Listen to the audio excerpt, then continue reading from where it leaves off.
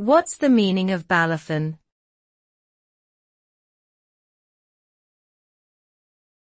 Balafon.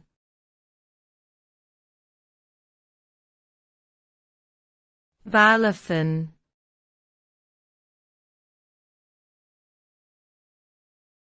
Balafon.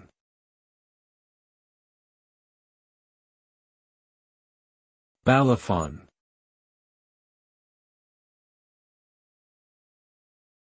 Balafon is a musical instrument that originated in West Africa, particularly in Mali and Guinea. It is a type of xylophone made up of wooden bars of varying lengths and thicknesses that are struck with mallets. The sound produced by the balafon has a distinctive melodic quality that makes it a popular choice in traditional African music.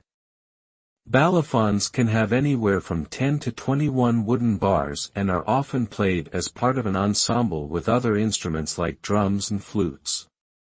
The word balafon itself is believed to have originated from the Mandinka language and has a deep cultural significance for West African societies.